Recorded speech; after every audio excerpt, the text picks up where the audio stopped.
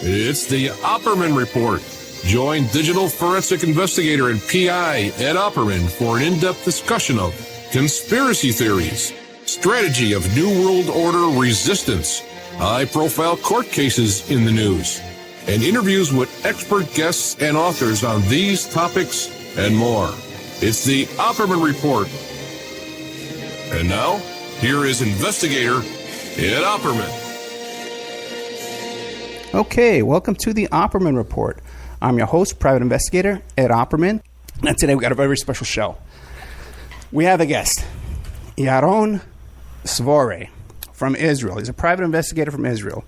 I've been trying to book this guy for 2 years. We finally got him on the phone. I'm not going to let him hang up no matter what. Okay, we got his website is yaronsvoray.com. That's YARONSVORAY.com. But even if you look up Israeli Yaron or Svoray, you can find his website pretty easily.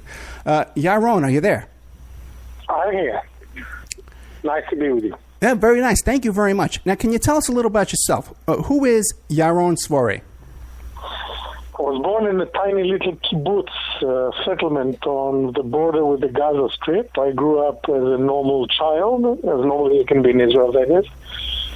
I joined the army like everyone else at the age of 18. I entered the Israeli army, became what is known as your Navy SEALs.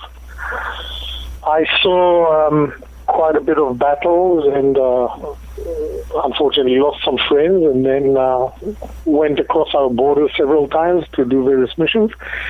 I finished my military duty. I went to study political science and international affairs at the Hebrew University in Jerusalem. Finished my bachelor's degree, became a policeman, entered the Israeli Corps at the Yamal, which is roughly the equivalent of your FBI.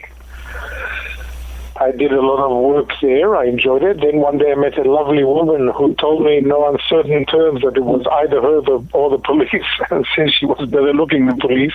I left the police, we got married. I got a scholarship to one of your finer universities in New York, and we traveled to New York. I studied and worked in New York. I had my 3 children. They were born in America, and that's basically it. Okay, very nice. I'm from New York myself. I was born in the Bronx. You sound... You couldn't be mistaken. No, I lost my accent a long time ago. You think you lost your accent, do you? That's kind of a joke. Yeah, it's kind of a joke. Yaron, how old are you now? I'm 62. 62 years old, okay. Now, the way I found you originally is because I ran across an article about how you were investigating snuff films, and you wrote the book Gods of Death. Can you tell us about your experience investigating snuff films and how that came about? I'll tell you a story, and I won't go into more details than what I'll tell you now. In one of my lectures in a place called Bangor, Maine, I finished a lecture. My specialty is international terrorism, so I finished a lecture, and this elderly gentleman walks up to me and says, "Look, I want to tell you a story." And I said, "Please, I'm very tired. I really can't handle it." I said, "Well, if you don't want to hear a story about 40 diamonds buried on a French hill during World War II, it's okay. You don't have to stay." I said, No, please, let's sit and talk. The guy told me an incredible story. The story had to do with him being a GI during World War II. He was a scout. And on one of his scouting missions, he entered, German soldiers were shooting at him, so he ran into the nearest building, and it turned out it was a bank. And as he entered the bank, he entered in the middle of a robbery. The German soldiers were robbing the bank. He killed the German soldiers, took a bag from them, which was full to the brim with loot, took the bag with him. At the end of the day, sat with his mates from his unit, and everyone took something to himself. He took 40 uncut diamonds from the bag. He put it in his own type bag, and the war continued on until the Americans arrived at the Rhine, and then the command came from General Patton. We're not crossing into Germany. We're now waiting until new soldiers arrive, ammunition, etc. And everyone stays there and dig a foxhole. So this American GI dug a foxhole where he was on this French hill, and he waited and waited and waited, and several days went by, and more ammunition came and more soldiers, and he started worrying. He thought to himself, well, if I haven't died up to now, the battle seems to be very difficult, and who knows. So he took the diamonds and buried it in the same foxhole he stayed. The next day, the attack began, and he ran out of the foxhole with all the other soldiers. He got badly wounded, was shipped back to America, and after 2 years only regained consciousness. So by the time he was released and discharged, an honorable discharge from the army, the war was over, and whenever he thought about the diamonds, it occurred to him that they might still be there. Several years later, he and his son went to the hill for him to look for those diamonds, and when he got to the hill, he thought he recognized this foxhole. He went near the foxhole and began digging and got a massive heart attack till he died. So when he told me the story, I said, wow, why are you telling me this story? And he said, well, look, these diamonds might be cursed, but you look like a can-do kind of a guy. Why don't you try and get them? I said, you don't want to go there? He said, no, I've been on that hill twice and it nearly killed me twice.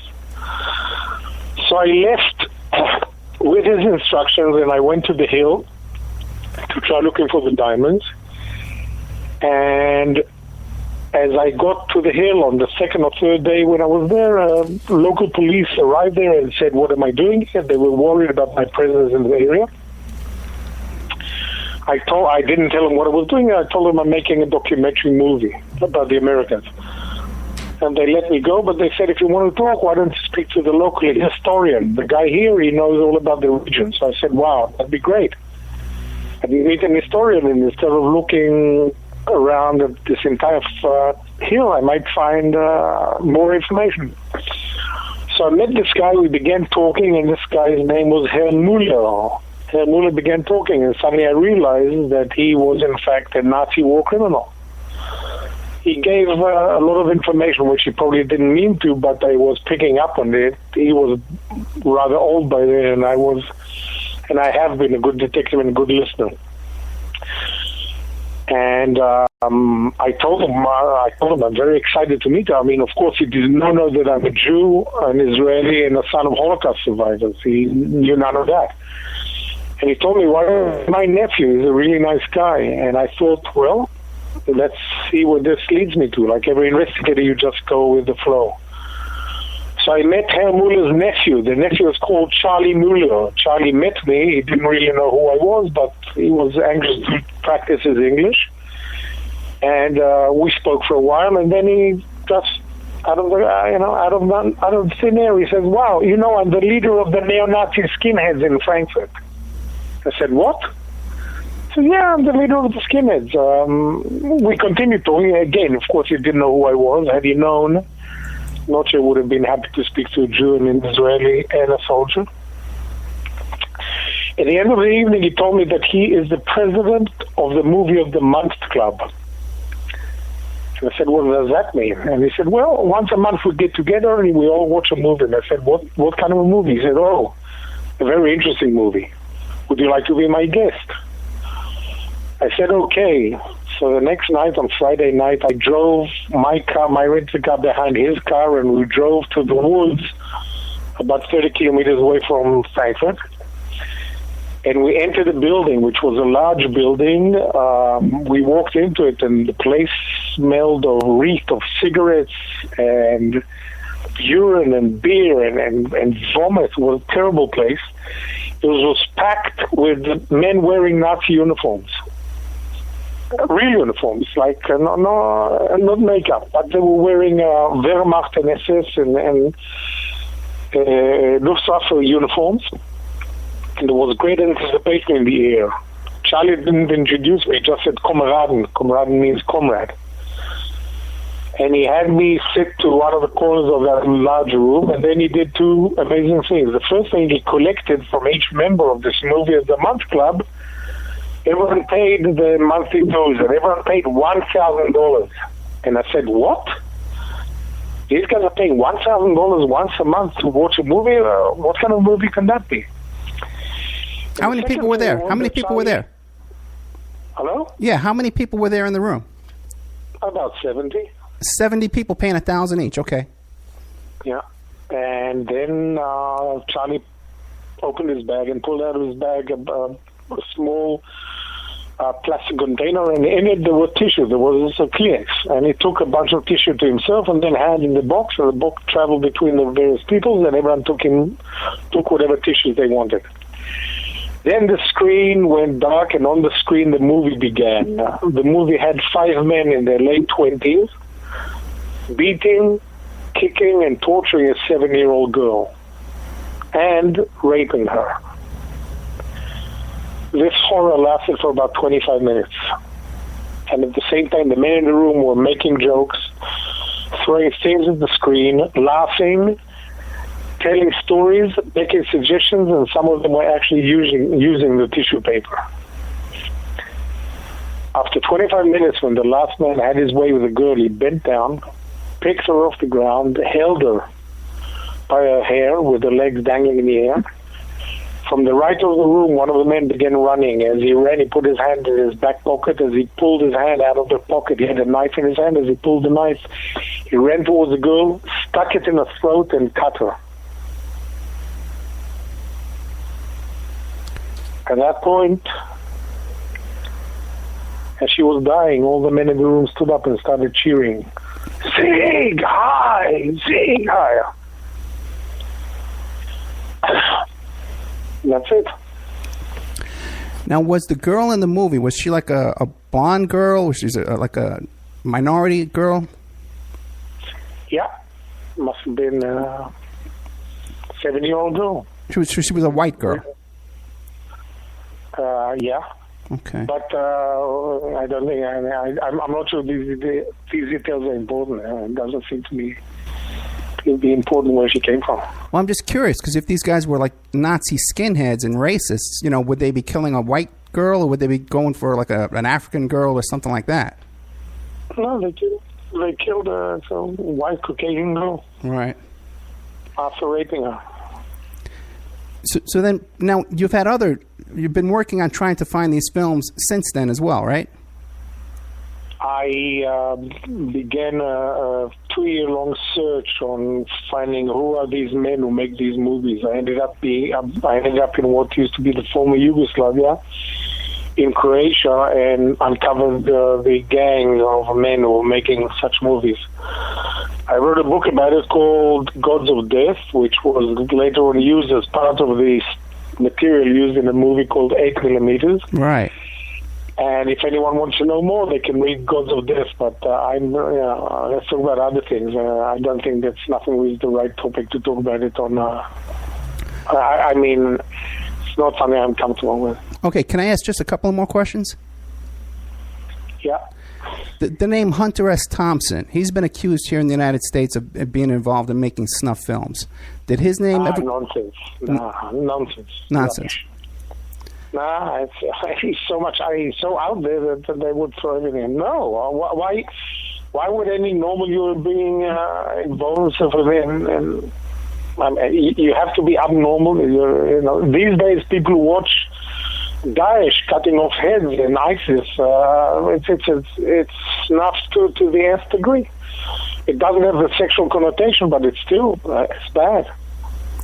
Now, when you were investigating this, did you come across any satanic cults that were involved in this kind of activity as well? Yeah, but they were. As I said, it's. That whole world is so bizarre. I mean, now it seems benign, but don't forget, when I did this, which was over 20 years ago, there was no internet. Today, right. If you go into the darknet, you can find everything that I've seen 100 times worse. So I think it loses quite a bit of its of intensity, because these things can actually be seen if you have someone who can get you in there. I mean, it's lying in the internet just waiting to be shown. So, I don't know how much weight it carries today. Now, also, too, I understand that now you went to Yugoslavia and you had one of these films in your possession. You were able to track one down, correct?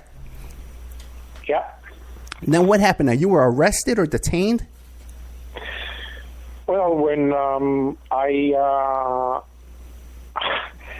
listen, I'll tell you, I thought we're still being recorded, right? Oh, yeah. I imagine. Yeah. I'd rather do. I mean, I've done a lot in my life, and the segment with the snuff is something that is way too difficult for me to talk about. It brings too much memories, and it's. I know it's just no. I mean, I'd like to talk about other things, but not about the snuff movies. It's just too difficult. Okay. Now, you also went undercover with a neo-Nazi group. For how long?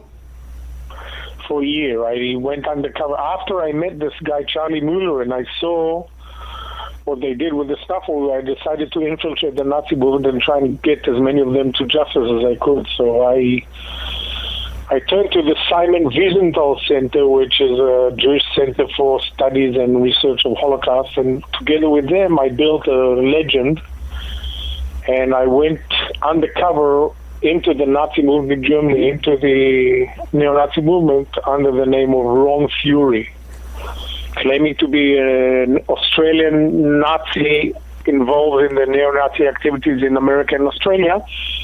And I'm there to give money to the movement. Why do I want to give money to the German movement in Germany? Because I'm working for very rich people who are very intensely right-wing Nazis, and they want to pay money to the movement, figuring the better the movement will do in Germany, the better it will be for us Nazis elsewhere. Us meaning Nazis who are not in Germany. So under that guise, I managed to infiltrate the Nazi movement in Germany, and me being a Jew and the son of Holocaust survivors living with the Nazis for nearly a year was an incredible event. I eventually, after a year, I managed to put 29 of the leaders in jail, and I wrote a book called In Hitler's Shadow. And then HBO took the book and turned it into a movie called The Infiltrator. So I found a very long period of living with the Nazis and knowing who I am and who they were, and they believed that I was one of them, and I saw quite a lot of terrible stuff living with them. I also made a lot of mistakes, and I'll tell you about some of my mistakes. Well, before you get to the mistakes, how did you fund that operation? Who was funding it for you? The Simon Wiesenthal Center. It was a very expensive undertaking, but they did it because they believed what I'm doing is extremely important, exposing the Nazi movement in Germany. So the Simon Wiesenthal Center sponsored it. So now, I always suspected that the PI in the movie 8mm was based on you. But now, what about in the beginning of the movie, Boys from Brazil? Steve Guttenberg plays a guy. Was that based on you too as well? I know that many people ask me three questions about the Boys from Brazil and about the capturing of Eichmann. In both cases, I say nothing. Oh, okay. I've had a long past, and many things have happened to me, but I leave this unanswered. I hear you. I hear you. Go on. Now, okay. You say you made some mistakes. So before we get to that, now when you were living undercover with these Nazis, did you ever have to participate in anything that they were doing?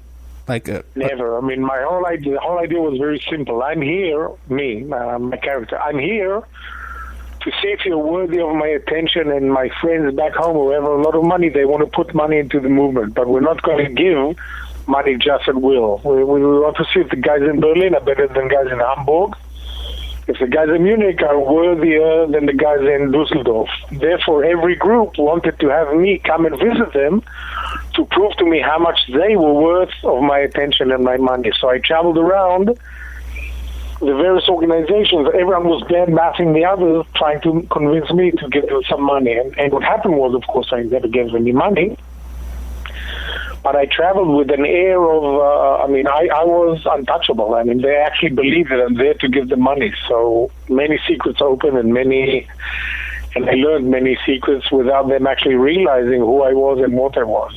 They so much wanted to believe that someone is coming to give them money that they were willing to bend backwards or over backwards. But having not been a spy, I also forgot quite often where I am and what I'm doing. You have to understand, I'm the son of Holocaust survivors, and I'm with people who commit crimes and who actually, would like to continue the good works of Hitler, etc. So at one time I heard about this group called the Goodfellas. The American name is Goodfellas. The German name is Good Guys. And when I started asking, who are these people, the answer was always, we can't talk about them. We can't talk about them. These guys are terrorists, and we're political. We don't want anything to do with them. And I said, wow, are you serious? That people involved in terrorism? I'd like to meet them. I'd like to be a part of the mechanism. I'd like to give them money. Well, no, you can't. Eventually, after 5 months, I managed to convince one of the guys to organize a meeting between me and the Goodfellas. So I get to the edge of a big lake, and I'm waiting there for someone to pick me up. And as I'm standing there, a very tall guy with a camouflage uniform and a submachine gun, Heckler and Koch, a very famous German, Austrian submachine gun, is hanging off his shoulder. And he's there to show me the camp where the Goodfellas are training. So I see the living quarters, and there's nothing, and I see the kitchen, and there's nothing, and I'm thinking, what the hell am I doing here? And I actually meet no one. He's just showing me the area, and I'm saying, what the hell? What a waste of time. So I'm saying goodbye to this guy, and I'm turning to my car. Suddenly I hear noises, and I hear shots. And I look down on a tiny hill, and just below me there are men training. There are about 9 men. They're training military training. But they're pretty crappy. They're really bad soldiers. The soldiering is bad. The shooting is bad. And I've already been 5 months undercover within that movement. I forget where I'm at. So I turn to the guy who's supposed to be my guide, and he's looking at me intently as I'm looking at those guys training. And I look at him and I say, in English, wow, they look like they're in Machaneh Shmonim. Machaneh Shmonim is a Hebrew word which means Camp 80. Oh, no. And obviously the word Machaneh Shmonim doesn't sound like English. So the guy looks at me and says, what? But he says it in German. He says, was? And suddenly I realized I spoke Hebrew in the middle of a Nazi camp. He's looking at me, I'm looking at him. Now, had I been a good spy, I would have been taught, shut the hell up and move on. You made a mistake, just keep on going. Don't stop.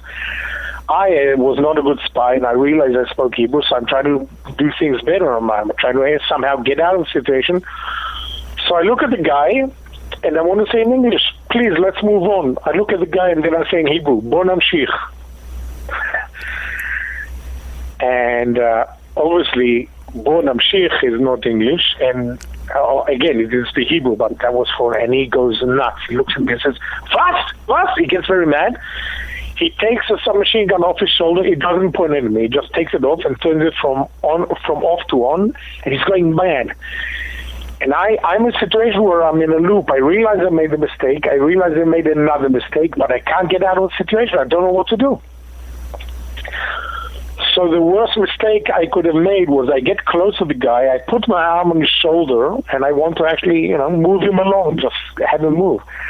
And that's the worst thing you can do to a German who is a Nazi and who's crazy at the moment. You don't come and, hug him on the shoulders. Walk away. So I came close, and I wanted to say to him in English, it's okay, let's move. I said to him in Hebrew, Bo nelech. At that point, everything ceased. Literally, everything stopped, and I realized I'm dead. He moves away from me, and he looks at me. I turn around. I'm walking towards my car. My car is about 10 steps away. I walk towards my car, and I literally feel, boom, I'm going to be shot in the back. Nothing happens. I go into my car. I turn the ignition. I drive out of there at about 7,000 kilometers per hour. I'm flying. It's a dirt road. I'm shaking from side to side. I'm sweating as though someone has thrown a bottle of, a bucket of water on me. And only then do I realize that I haven't been breathing. So I look in this big panoramic mirror in the car, and I look behind me, and the guy's standing there in the middle of the road, and his brain is working, and he's probably saying, wait a second, something's wrong, something wrong. He goes down on one knee, aims his rifle, and starts firing. Luckily, I was so frightened and I was so scared that I think that I jumped from side to side, and I think it would have been impossible to hit me. But that was one of my biggest and my major mistakes. And the way I survived it was that I drove back to the guy who organized the meeting 4 hours later. I said, "That's it. I'm leaving. I can't handle this anymore. You shoot me. I'm coming to your rescue. I want to give money to the movement and you shoot me. That's it. I'm on my way back to America. No one's going to see any money." So what happened was the next day they threw that guy out of the movement. That's like the biggest mistake you could make. Well, I don't think there's anything bigger unless people ask me, did you go around peeing next to them if they saw that I'm circumcised? And I always say, yeah, no problem, because today in Europe, most children are circumcised in the hospital almost immediately as they're born, so that was never a problem. And what about keeping kosher? Did you keep kosher around these guys? You couldn't, right? I don't keep kosher. You don't keep kosher? I don't keep kosher. Okay. It didn't matter. Neither do I drink, so I don't drink any beer or wine, but they were very surprised initially, and then I said, look, I'm just not as tough as you guys, so, drinking doesn't come easy to me, and they were happy that I told them they're tough.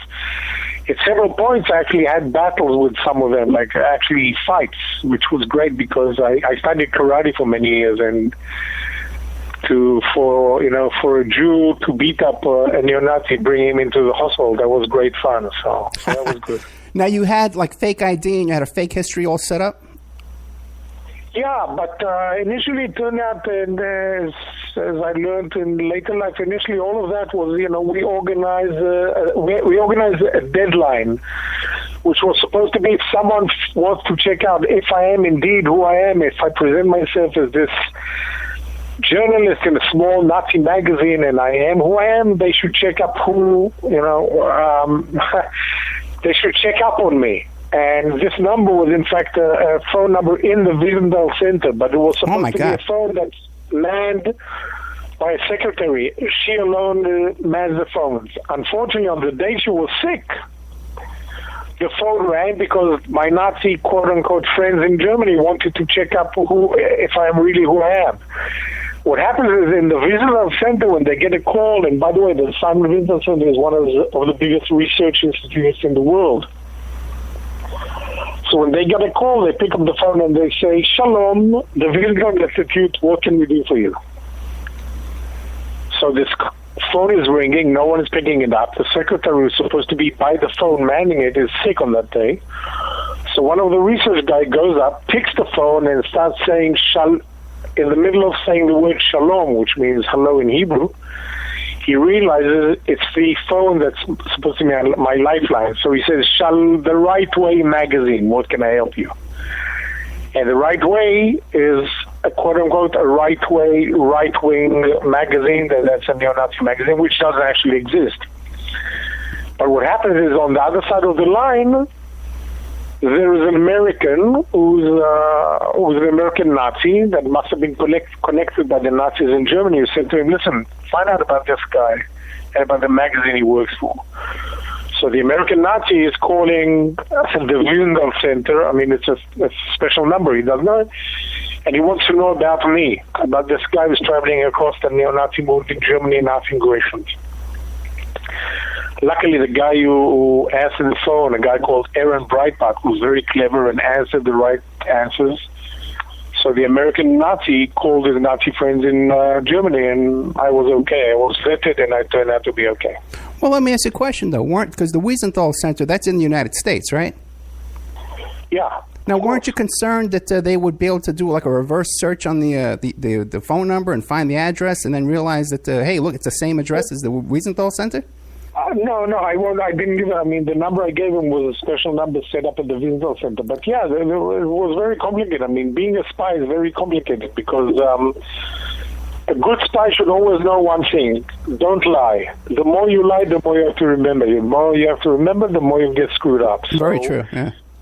Building a legend, what's called a legend, building an identity, you have to try and be as close as you can to who you really are. I mean, you can't be a ballerina if you can't dance, or don't call yourself a banker if you don't know how to count 1 and 1. So I always stuck as close as possible to who I was. I was an ex-cop, I was a journalist, etc. The only things I did not mention is that I'm going to be there and I'm going to screw these guys and put them in jail. But otherwise, I try to stick as close. I mean, I talked about my family, my 3 kids, And in fact, while I traveled within the neo-Nazi movement and the Nazis, some of them were really nice guys. Some were incredibly hospitable and funny, etc. Although there were sons of bitches, bastards, and there were Nazis, and some of them went to jail for long periods of time, which made me very happy.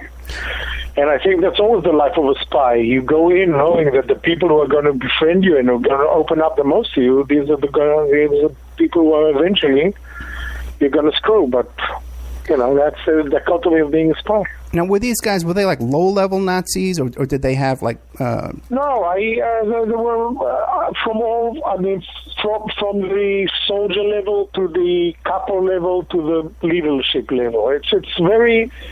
it's a very complex thing. I mean, when you have to do an infiltration, you can't just go to John Gotti and say, give me a ton of heroin. It doesn't work that way. If you want to get to meet Mr. Big, and let's just turn it to drugs, for instance. You don't get to meet them, to meet the Mr. Big in the drug industry. You first go to the local corner and buy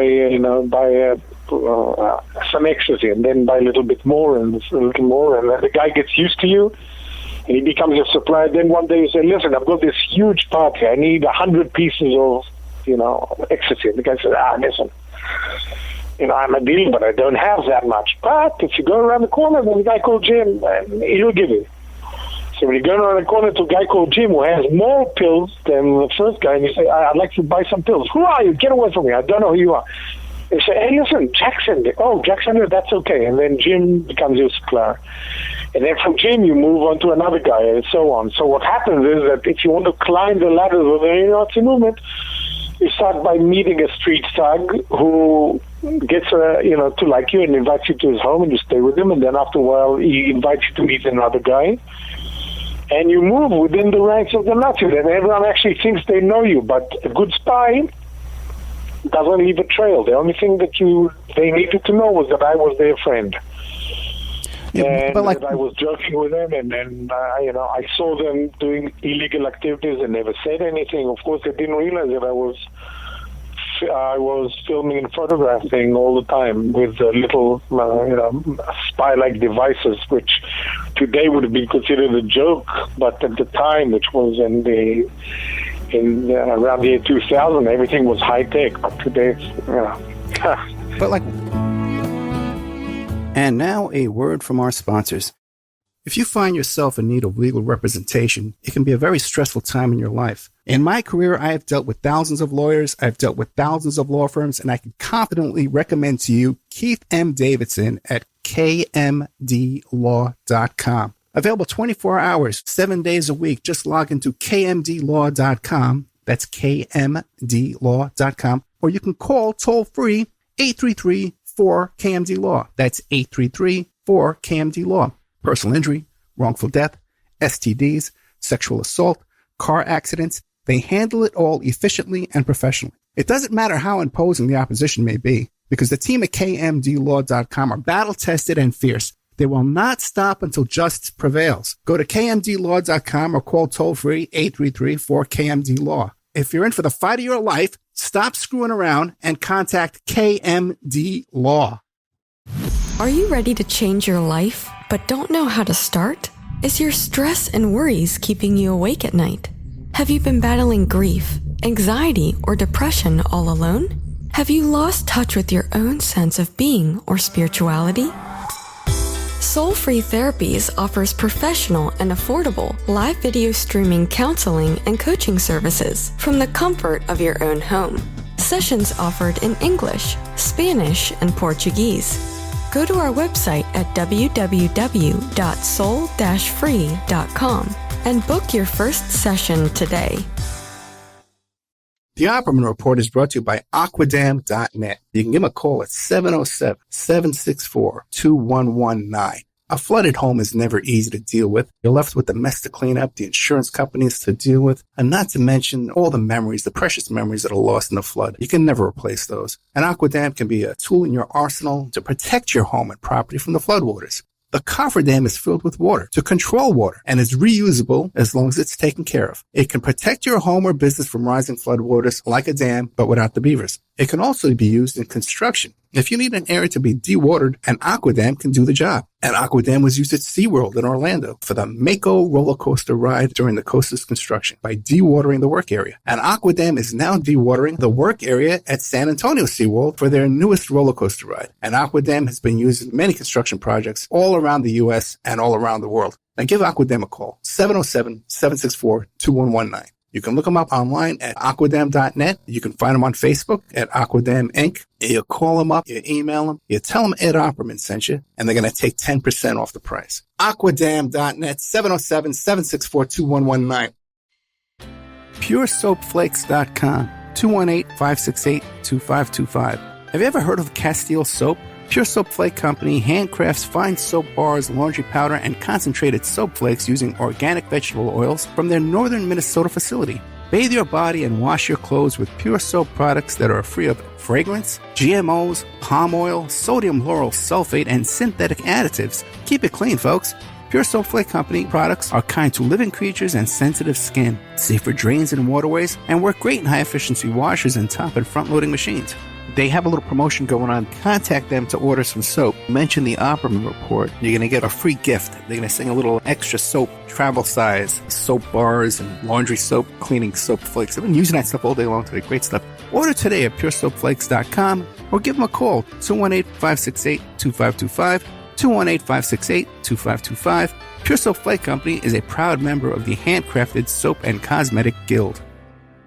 It's the Opperman Report. And now, here is investigator Ed Opperman.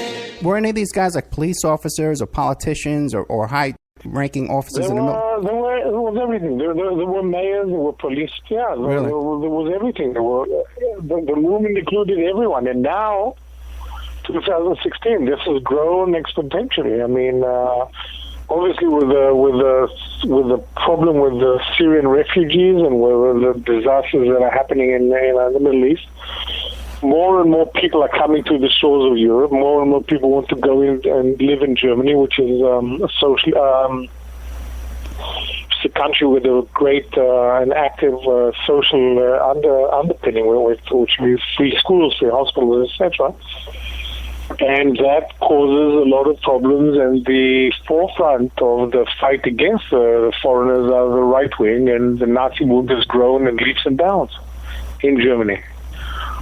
And the leaders that I managed to put in jail are long gone, and now there's a new generation, and someone else has taken the mantle and put these guys down also. Do you think this Nazi movement, do you think it's growing now, especially when you see people like Donald Trump and how do you feel when you see that? You don't want to equate to Donald. Look, Donald Trump has got some of the Trump behavior, and the behavior around it is very fascist-like. I mean, it's a sense of aura of power, and we will not, and talking about honor. It's almost a caricature or a stereotypical rise to power of a fascist. But I don't think that he is. I just think he's a fool. He's a buffoon. And, equating him with Mussolini or any of those serious studies they're doing, it doesn't work that way. Mussolini was different. Hitler was different.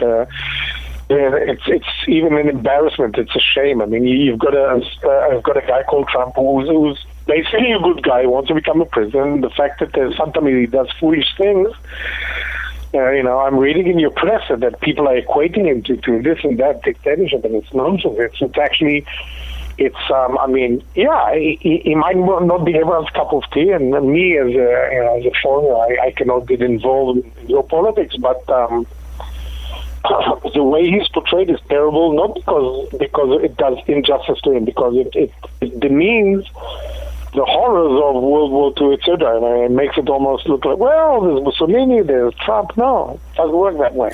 Okay, but when you see this, and you see these crowds getting all whipped up into racial frenzy and beating people up in the crowd. Come on, the difference is so obscene. I mean, you cannot compare the frenzy and the almost orgasmic experiences that people were having with Hitler and the big guzzling screams at the Trump rally. It's a shame anyone was. I mean, look, I would not vote for the guy had I been American. But to turn several incidences into, a frenzy and rallies, etc., it's a shame because it's doing this service to both history and to what's happening here in America. I think that America is not necessarily stepping in the right direction by letting people who are less than what America can offer be their representatives, but it's not even close. It's not even in the same ballpark. I understand what you're saying, but it doesn't concern you. But you wouldn't vote for him, but you're not concerned. You're not worried. No, listen, he's never going to make it. I mean, it's basically an impossibility as soon as there's if he doesn't become the representatives or the Republicans, I think that all hell is going to break loose because they're going to open all the various books and the various secrets they have about him, and he won't make it. And it'll be the fight between him and Hillary Clinton is going to be who's got less dirt on him, not who's got more. And, the thing is, the guy's not an idiot, and I think that he went into this with his eyes wide open, but he never, ever in a million years would have believed that he's doing as well as he does. Yeah, I would agree with you with that. And since he's never put any plan on the table, and there's no, the guy really said nothing except the word huge and we'll be okay and we'll be great. There's not one plan he's put on the table. So there's no day of reckoning, but soon he will need to start explaining what he is for, not what he's against, and that's when he'll actually come. Although, looking from outside, I'm saying, okay, so what is the alternative? And I'm not sure that the alternative, without naming anyone, the alternative is much better. So, yeah, you're pretty screwed. Now, off the air, yeah, I know we're pretty screwed. I hear you. Now off the air, you were saying that you have a project coming up with the History Channel. What's that? I'm actually going to my site, yaronsvoray.com, and you'll see I'm currently looking for two major finds which I'm working on. One of them is called the Amber Room, which is the most sought after treasure in history. It's a room built from amber. It was built in the 17th century and given as a present to the Russian Tsar. It's a huge room built of amber and was taken by the Nazis and displayed in a castle called Königsberg in World War II. And when the war was turning, the tide was turning, they loaded the whole room into various boxes, and the boxes disappeared from there. And many people thought that they've already found the amber room, but they haven't. And I actually believe that I'm on the right track. So we'll see what's happening with that. Plus, I found the location of 3 boxes of gold in a lake in Germany, and I've got sonar readings, etc. Now comes the stage of pulling it out, but that's the stage when you meet the German bureaucracy, and that too has to be solved before anything else happens. So, yeah, that's what I'm involved in currently. Well, with this Amber Room, the Nazis actually took this room and dismantled it and put it into boxes. So now, do you think it's still in boxes, or has it been reassembled? No, it's in boxes. I mean, any one of you listeners, you too. I mean, all you have to do is print the word Amber Room, and you'll probably get more than 10 zillion hits. And then every day you'll hear someone else found it. They found it in Romania, Yugoslavia, the Black Sea, Sweden. Everyone has found the Amber Room, except no one has actually found it. So anyone who says that they're looking for the Amber Room already causes people's eyes to glaze over. Okay, one more guy talking about the Amber Room. So I'd rather not talk about looking for it. I'd rather talk if and when I find it. Now, how do you look for something like that? You have like informants who give you information? Usually, with me, it's one story leading to the other. After I found, you remember the story about the 40 diamonds, which I began my trip. Eventually, I found these 40 diamonds that were hidden on a hill in France, buried there by an American GI, and the 40 diamonds were given away to charities that have to do with children's cancer around the world, with cancer wars for children around the world. Then I happened upon another treasure story, which was coins in a barrel in Poland. Then another major story about forged paper money, which was printed during World War II, British pounds, which were dumped in a lake in Austria called Lake Toplitz. So together with 60 Minutes, I went to that lake, and after 38 days, we managed to pull out of the lake Nazi boxes full to the brim with forged paper money. And that eventually became the genesis of a movie that won an Oscar several years ago called The Counterfeiters. And each of my stories, one story leads into another one. So that's basically what happens. But I always keep various diaries, and when I get a lot of clues, I put them together and I put them aside. And then one day a cold case gets a hit, and I realize that, in fact, I have more information about this thing, and I turn there. Now, I was listening to your story on your website about those diamonds, the 40 diamonds. Now, how much were those diamonds worth ultimately? Maybe $80 million. I don't know. I mean, we gave them away, so it doesn't really make any difference. I don't know. A lot of millions. Oh, my God. Okay. You got to bring me along on one of these jobs that you had. Okay. Oh, my God. No, they are not to be touched. I never, ever, under anything, we don't touch anything that I find. Nothing that I find is to be touched. It's not mine. It's holy.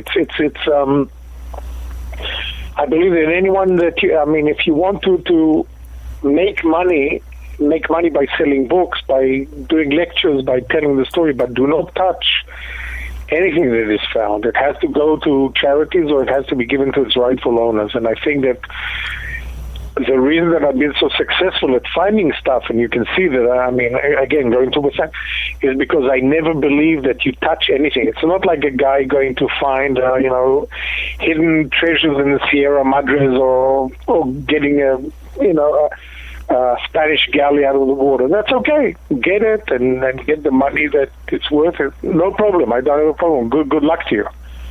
But touching anything that was taken in the Holocaust, either hidden by the people who were murdered or hidden by the people who murdered for it, I think is evil. Not, it should never be done. Yeah, that would be evil. And I actually, that's a good word. That's it. It would be evil. And that's my way. Because I come to this with an open heart and a clean slate, I think that's why I've been successful. A lot of people have been looking for Nazi treasures, but I think everyone for the wrong reason. Just recently, there was a story about this train, with a gold train in Poland full of Nazi gold. And I said from day one, I was interviewed by everyone. I think I did 400 interviews. And I said from the get-go, there is no treasure, there is no train, there is no gold train. There isn't. Yes, but Mr. Story, we've got a map. And I said, anyone who comes to tell you a story about getting percentage from a map and Nazi gold, there isn't such a thing. And of course, turns out that there isn't a gold train. So that was like a myth? Oh, obviously. It was two charlatans who came around and decided, let's figure out how we can get money from the stupid Poles. And the Poles, in their immense stupidity, said, yeah, well, it sounds like there's a gold train here. Why don't we try and find it? And we'll put a lot of money to invest in trying to find it. And, of course, nothing happened. And that's it. You never heard about the gold train anymore. After the initial screams, they sent a team from a local university in Krakow, and they went and said, well, there's nothing here. So, yeah. Now, but besides all these these big glamorous jobs, the Nazi hunting, all this kind of stuff, do you do normal routine PI jobs? Yes, I do. Like what kind of stuff do you do? Like an average day? No.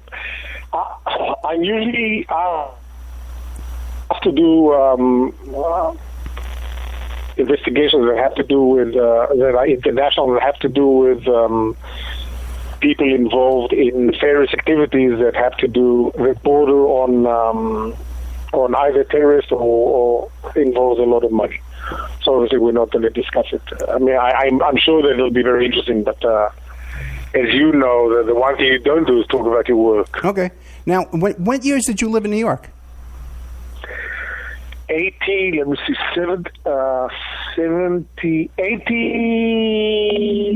to 87.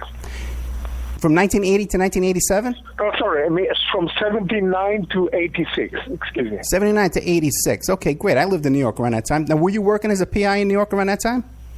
I worked both as a detective, but I did work for an organization which you probably well know. It's called the ATF. Okay. And the story how I worked with them was very strange. One day, someone who knew me approached me and said, look, we'd like you to come for an interview. And I said, why? And I said, well, listen, we need your help. It turned out that a lot of Israeli criminals left Israel and began their criminal activities in New York. And they were being listened to by various police organizations. Unfortunately, the people who were listening, who were doing the listening, couldn't understand what these guys were saying because their Hebrew, most of these people studied Hebrew in universities or in Bible studies, but they couldn't speak the language because most of the criminals were speaking criminal language. They were doing criminal speak. Yeah, slang. Which you have to understand the slang, otherwise you shouldn't have sense. I was brought in and they asked me to begin by transcribing a lot of those conversations. And slowly they said, well, this guy is good for audiences, and they used me to do what's called buy and bust with some Israeli criminals. So that was an interesting period. But what I didn't like about it was the amount of paperwork and ass covering was so much that I did it very quickly. Then I went back to my normal life. Yeah, I could imagine, yeah. For instance, one time I was requested by a group of people to travel to Paraguay and see if a guy they were looking for, who apparently cheated a bank out of $250 million, if the guy was in Paraguay. And I eventually found him in a jail in Paraguay hiding under a different name. So I've done a lot of things in my life, I have to admit. It's time for me to come to Vegas and then play the slots, I think, no? Oh, hey, are you kidding me? You come to Vegas, man. I'm taking you out for sure. Okay. Absolutely, man. I would love to meet you. Talk to you off the record, man. We got to talk off the air. Yeah, I mean, send me your information. I'll be there. I'd like to. I've been to Vegas several times, but the city always broke me. This time I want to come there and see if, with your connections, if we can really see the real Vegas. How often do you come to the United States? Now I travel a bit more than you, because now that I began working on this TV series, I would say I come 3 or 4 times a year for periods of about a month or so. Okay, very cool, very cool. Listen, we're getting almost to, we got about 5 minutes left, okay? And I really thank you for giving me so much time, because and I didn't even take a commercial break. I says, the guy's going on. Let's sit here and listen. Listen, after the conversation, send me an email and let's talk about Las Vegas. Maybe we can conquer Las Vegas. I'm going to send you my bio and stuff like that. I want you to get me on the History Channel. But before we go, what do you want to leave us with? What do you want to leave the audience with? Excuse me, I couldn't hear that. Yeah, but before the show is over, because we only have a couple of minutes left, what do you want to leave us with to sum up, I'll tell you what I want to leave you with. A very good question. I found it written on the wall in a concentration camp, and it was written by a German Protestant priest, and that's what he wrote. His name was Pastor Niemöller, and he should be studied forever and ever, and that's what he wrote. When they came to take the communists, I turned my head because I'm not a communist. When they came to take the Catholics, I closed my eyes because I'm not a Catholic. When they came to take the Jews, I closed my ears because I'm not a Jew. When they came to take me, there was silence because no one was left. And me, my friend, we cannot be silent. Otherwise, history will repeat itself, and we cannot be silent. We must scream all the time and fight all the injustice we can. That's it. You know what? Thank you so much. That's a great way to sum this up, and I can't thank you enough for your time today. And we definitely will keep in touch. Okay, I'll be sending you an email shortly. Be well. God bless, and thank you for the interview. Thank you, sir. Okay. Then we had today. Thank you, sir. We had Yaron Svoray. His website is yaronvoray.com. That's YARONSVORAY.com. But you can easily find him if you just look up Israeli PI snuff films like that. He comes up right away. And now a word from our sponsors. OppermanReport.com. Hey, do you like what you're hearing? Do If you like the work that you see us doing here at Opperman Report, you can support that work by becoming a member at OppermanReport.com. And as you have access to over 200 exclusive shows and interviews that you can't find on YouTube or Spreaker or iHeart or iTunes or KYAH, you can't find them anywhere else online, exclusive to our member sections, to our members. Also, too, there's images, videos, documents, court docs, and don't forget, you can hear your ad played here on the Opperman Report, reach hundreds and hundreds of thousands of people on a daily basis because the show is repeated every day all over the world. Contact me at oppermanreport@gmail.com and I'll give you a good deal on advertising rates. Have you ever thought about opening your own mobile cart or kiosk business? Maybe the facility you manage could establish new revenue by adding coffee, food, or retail services. Cart King International can be the answer to your needs. Cart King is a North American designer and manufacturer of the finest mobile coffee, food, and retail carts and kiosks. Cart King has been working with clients and corporations across North America for 20 years, providing innovative designs, custom manufacturing, and timely delivery. Carts and kiosks are fun, and so are the dozens of designs on our website. Please visit us today at www.cart-king.com or just call us at 1-877-986-7771 and get your sales rolling. The Opperman Report is brought to you by Aquadam.net. You can give them a call at 707-764-2119. A flooded home is never easy to deal with. You're left with the mess to clean up, the insurance companies to deal with, and not to mention all the memories, the precious memories that are lost in the flood. You can never replace those. And Aquadam can be a tool in your arsenal to protect your home and property from the floodwaters. The cofferdam is filled with water to control water and is reusable as long as it's taken care of. It can protect your home or business from rising floodwaters like a dam, but without the beavers. It can also be used in construction. If you need an area to be dewatered, an Aquadam can do the job. An Aquadam was used at SeaWorld in Orlando for the Mako roller coaster ride during the coaster's construction by dewatering the work area. An Aquadam is now dewatering the work area at San Antonio SeaWorld for their newest roller coaster ride. An Aquadam has been used in many construction projects all around the U.S. and all around the world. Now give Aquadam a call, 707-764-2119. You can look them up online at aquadam.net. You can find them on Facebook at Aquadam Inc. You call them up, you email them, you tell them Ed Opperman sent you, and they're going to take 10% off the price. Aquadam.net, 707-764-2119. Are you ready to change your life, but don't know how to start? Is your stress and worries keeping you awake at night? Have you been battling grief, anxiety, or depression all alone? Have you lost touch with your own sense of being or spirituality? Soul Free Therapies offers professional and affordable live video streaming counseling and coaching services from the comfort of your own home. Sessions offered in English, Spanish, and Portuguese. Go to our website at www.soul-free.com and book your first session today. If you find yourself in need of legal representation, it can be a very stressful time in your life. In my career, I have dealt with thousands of lawyers, I've dealt with thousands of law firms, and I can confidently recommend to you Keith M. Davidson at kmdlaw.com. Available 24 hours, 7 days a week. Just log into kmdlaw.com. That's kmdlaw.com. Or you can call toll-free 833-4KMD-LAW. That's 833-4KMD-LAW. Personal injury, wrongful death, STDs, sexual assault, car accidents, they handle it all efficiently and professionally. It doesn't matter how imposing the opposition may be, because the team at kmdlaw.com are battle-tested and fierce. They will not stop until justice prevails. Go to kmdlaw.com or call toll-free 833-4KMD-LAW. If you're in for the fight of your life, stop screwing around and contact KMD Law. PureSoapFlakes.com. 218-568-2525. Have you ever heard of Castile Soap? Pure Soap Flake Company handcrafts fine soap bars, laundry powder, and concentrated soap flakes using organic vegetable oils from their northern Minnesota facility.